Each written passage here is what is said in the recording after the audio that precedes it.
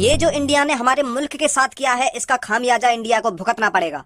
हमको इंडिया को दिखाना पड़ेगा उसने किससे पंगा लिया है। वैसे मैं तुमको सच बताऊं तो इंडिया ने हमसे पंगा ना लिया, हमने लिया इंडिया से पंगा।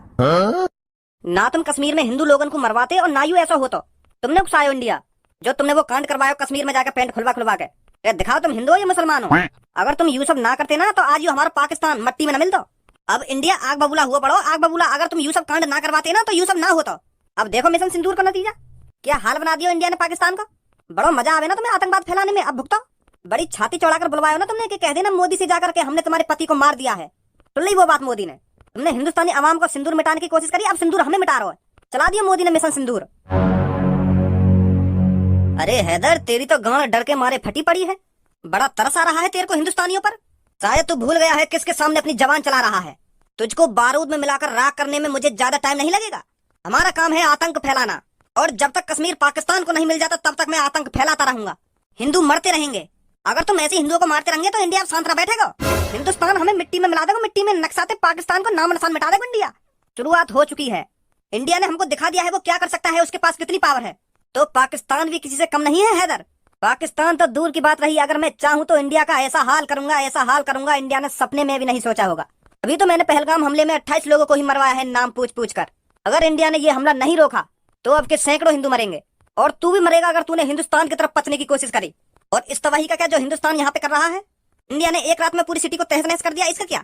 इंडिया पाकिस्तान का कितना भी नुकसान कर दे, कितनी भी मिसाइलें छोड़ दे, पर हमको उनको लगने नहीं देना है हमारा नुकसान हुआ है। बेशक हमारी ये सिटी तहस नहस हो गई है, पर इंडिया वालों को हमको लगने नहीं देना है कि हमारी ये सिटी बर्बाद हो गई है। उनको हमें दिखाना है कि उन मिसाइलों से हमारा कुछ नहीं बिगड़ा है।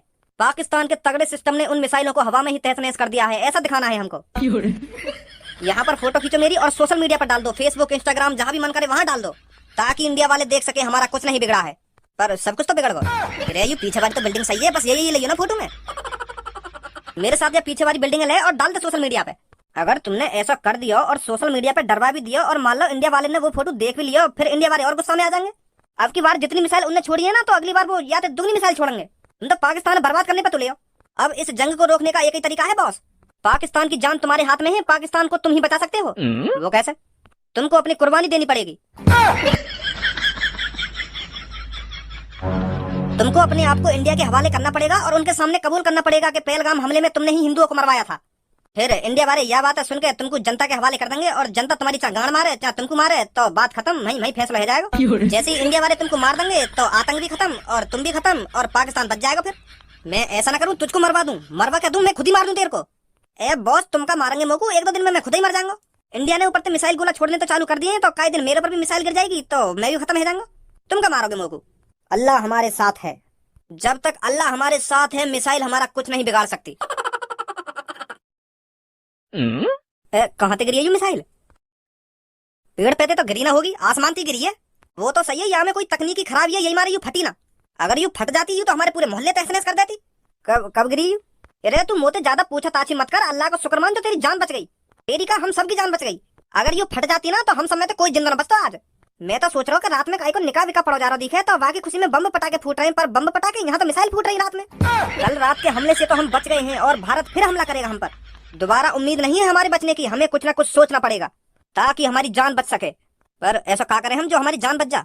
हम सबको ऐसी जगह पर छुपना पड़ेगा जो भारत की मिसाइल हमें ढूंढ ना सके।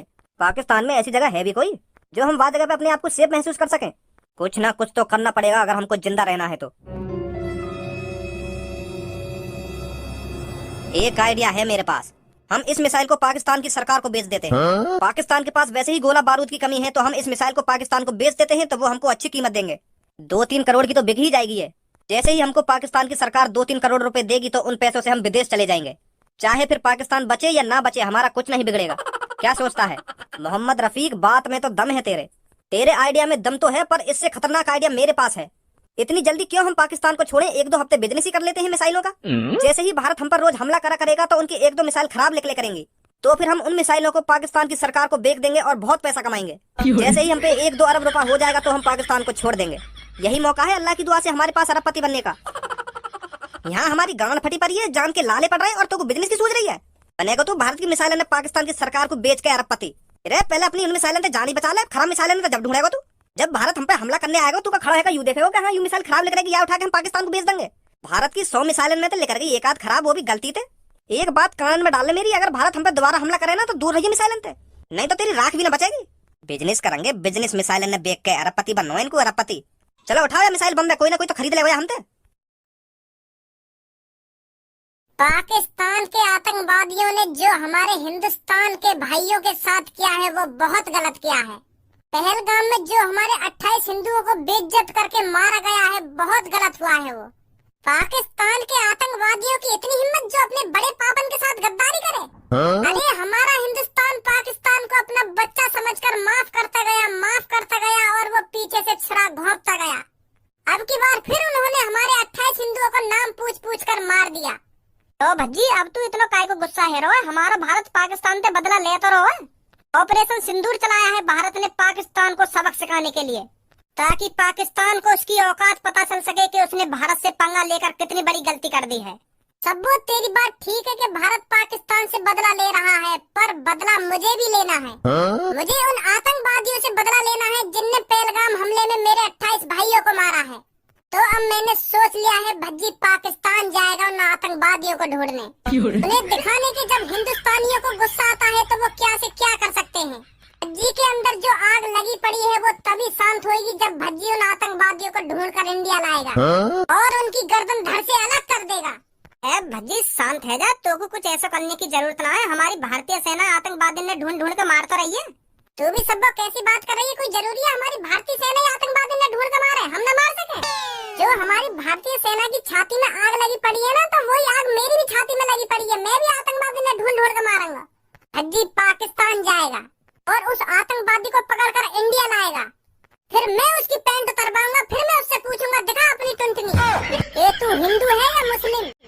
पर मैं बातें इतना कुछ पूछूंगा काय को, जब मुझे पता हो यू आतंकवादी है तो मैं वाली पैंट वेंट काय को उतरवाऊंगा, मैं सीधी वाली गर्दन धड़ से अलग कर दूंगा।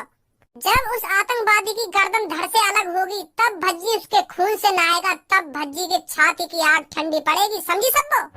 ताकि आतंकवादियों को पता लग सके कि भारत में भज्जी नाम का भी कोई रहता है जो पाकिस्तान में घुसकर आतंकवादियों को पकड़ के ले जा सकता है और हिंदुस्तान में जाके उसकी गर्दन धड़ से अलग भी कर सकता है। तब आतंकियों का हमला कम होगा, जब उन्हें पता चलेगा कि भज्जी नाम का भी कोई हिंदुस्तान में रहता है। भज्जी मोगू पता तू बहुत गुस्सा में, तू अंदर से आग बबूला हुआ पड़ो है, पर पाकिस्तान में जाके उन आतंकवादी ने ढूंढ कर लाना इतना आसान ना है जितना तू सोच रहा है। पहली बात तो पाकिस्तान में घुसना इतना आसान ना है। अगर तू बाई चांस कहीं ना कहीं से पाकिस्तान में घुस भी गया तो वहाँ से आना नामुमकिन है, नामुमकिन। तो पाकिस्तान की सेना ही मार देगी, तो वापस आन दे रही है फिर पाकिस्तान की सेना, तो आतंकवादी समझ के मार देगी वो। भज्जी को मारना इतना आसान नहीं है। तुमको तो पता ही है, मैं एक तरफ और 10-15 आदमी एक तरफ, उनकी का भूख भरंगा मैं। जितनी मुंह में ताकत है ना उतनी 10 आदमी में ताकत ना, उन्हें मट्टी में मिला दूंगा मैं। वो बात तो तेरी ठीक है भज्जी, पर पाकिस्तान की सेना तो लात घुसा से थोड़ी लड़ेगी। कैसे के हाथ में बंदूक होएगी, कैसे के हाथ में तोप होएगी, ऐसे लड़ेगी वो तोते, और तेरे हाथ में लौड़ा भी ना होएगा। फिर बता कैसे लड़ लेगा तू उनसे? सही ना कह रहा मैं सबको? हाँ सही कह रहा तू। तुम में तो कोई सा सही ना बोल रहा, तुम सबकी गांड फट रही है, यही हमारे मुंह को रोकने की कोशिश कर रही हो तुम, पर मेरी गांड ना फट रही पाकिस्तानी पे। मैं छाती चौड़ा के पाकिस्तान के अंदर घुसूंगा और छाती चौड़ा के वहाँ आतंकवादी पकड़ के इंडिया में आऊंगा, समझा? जब सनी देओल छाती चौड़ा के अपनी सेटिंग ला सके हिंदुस्तान में, तो मैं वह आतंकवादी ढूंढ के न ला सकूं? तुम लोग सनी देओल के कम समझ रहे हो। फिल्मी दुनिया में और हकीकत की दुनिया में बहुत अंतर है, समझा? ए सनी देओल ले आया पाकिस्तान से अपनी सेटिंग है इंडिया में, चुप शांत बैठो रे तू घर पे, तुम्हें कुछ करने की जरूरत ना, समझा? हमारे भारत के जवान सब संभाल लेंगे। भारत के जवान सब संभाल लेंगे, सब संभाल लेंगे, बस भारत के जवानों के भरोसे बैठे रहो तुम। घर पे बैठ के बस तुम बस गोदी मीडिया ही देखते रह करो, जो झूठ पे झूठ बोले जाने और बस झूठ पे झूठ सुनकर तुम्हारी छाती चौड़ी है जावे कि हाँ उनने वो कर दिया ना उनने वो कर दिया। इंडिया ने लाहौर उड़ा दिया कि इंडिया ने कराची उड़ा दिया कि भारत की सेना पाकिस्तान में घुस गई है, पाकिस्तान खत्म कर दिया, और तुम उन खबरों न सुन सुन के छाती चौड़ी करती जाओ अपनी। जब तक मैं पाकिस्तान में न घुसूंगा तब तक कुछ न होने वाला, और मैं पाकिस्तान में घुस के ही मानूंगा, समझे? भज्जी लेगा बदला। मिशन सिंदूर तो चले रहो और वहाँ चला एक और मिशन चलेगा, मिशन भज्जी। हौसला तो बढ़ाना भाई मेरा कि जा भज्जी तू पाकिस्तान में घुस के ढूंढ के लगा आतंकवादी है, मने कर रहे हैं, मने मनोबल तोड़ रहे मेरो गणफट्टू। ए धनुआ मोको लगे भज्जी पागल वागल है वो दिखे, कहाँ पे यहाँ में एक सक आग सी लग गई इतनी। तुम जानो तो हतो भज्जी है, यू अपनी आंखन के सामने गलत हो तो ना देख सके, तो इतनी बड़ी चीज गलत है कि इंडिया में, तो वाह सुन के तो गुस्सा तो आएगी याकू। यही मारे आग बाबूला हेरो के मैं वो आतंकवादी ढूंढ के लाऊंगा, पाकिस्तान देना ढूंढ के लाऊंगा। एक जाके आगू कहाँ गयो यू, कहीं पता चले सच में ही पाकिस्तान पहुंच गयो। पापा मैं यूँ सोच रहा हूँ, मैंने आज तक जितना पैसा कमाया हो वहाँ का बिजनेस में लगा दूं। बिजनेस? किस तरह का बिजनेस? जैसे मॉल है वो या शहर में वैसे है भी ना आसपास मॉल, तो मैं सोच रहा हूँ मॉल खोल लूं। और अगर पापा मेरा मॉल चल गो ना तो बहुत पैसा कमाऊंगा बातें में। हाँ, जितना पैसा मैं मॉल में लगाऊंगा ना बातें दुगना तिगना चौगना कमा लूंगा मैं। हाँ पापा, बहुत अच्छी सोच है बेटा तेरी। अगर तेरे को मॉल ही खोलना है तो तेरे को अपने पैसे खर्च करने की क्या जरूरत है, मैं दे दूंगा तेरे को पैसे। जहाँ चाहे वहाँ मॉल खोलियो। ये देश है वीर जवानों का, अलबेलों का, मस्तानों का, मेरे देश के यारों, हाय हाय मेरे देश के यारों क्या कहना, ये देश है दुनिया क्या कहना। पापा तुम्हारा बेटा भज्जी आज एक मिशन पे लिख लेगा। तुम मेरे लिए दुआ करो पापा कि तुम्हारा भज्जी उस मिशन को पूरा करके ही लौटे। कौन से मिशन पे चल दिए तुम नवाब, और कौन ने दे दी तुमको मिशन? मोको काय ने मिशन विशन न दिया, मैंने खुद अपने लिए एक मिशन बनाया, वहाँ पूरा करने जा रहा हूँ मैं। कैसा मिशन? जो पापा पहलगाम हमले में हमारे 28 हिंदू मारे गए थे बेइज्जत करके, उनका बदला लेने जाएगा भज्जी पाकिस्तान।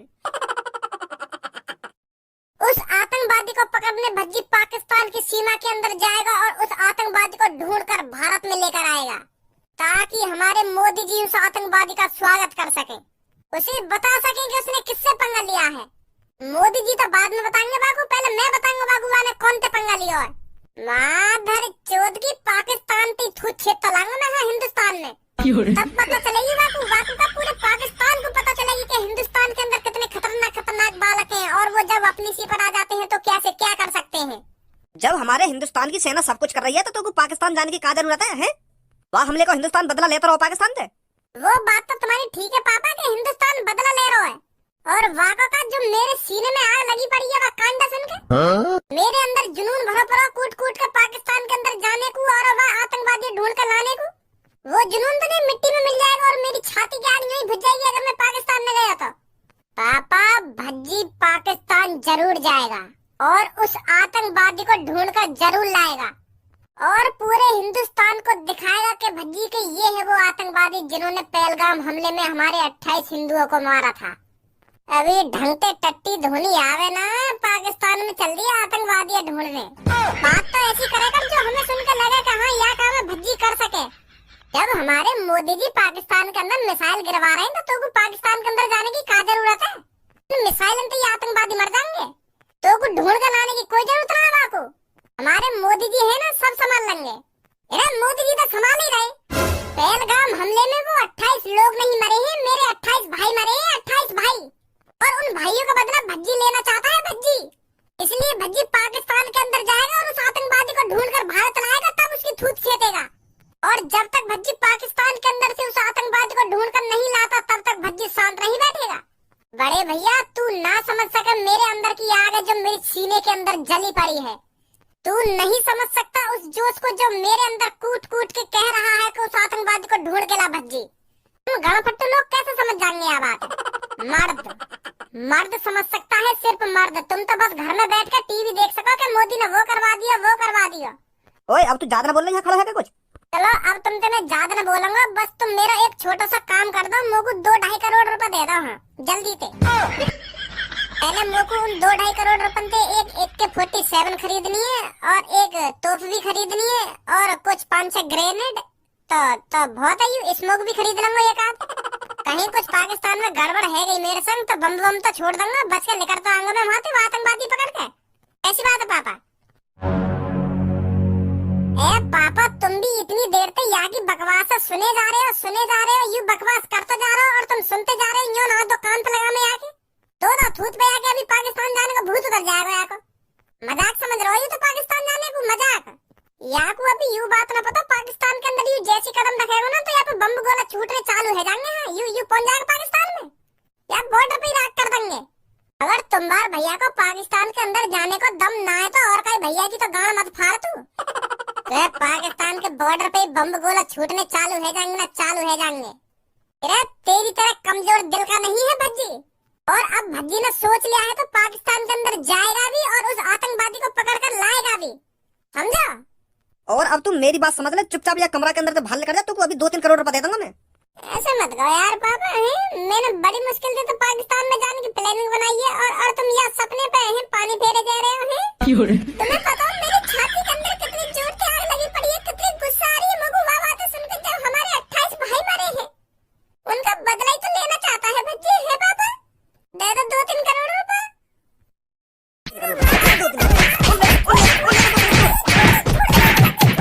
अभी तेरी छाती की आग बुझी है ना बुझी के दोबारा बुझाऊं?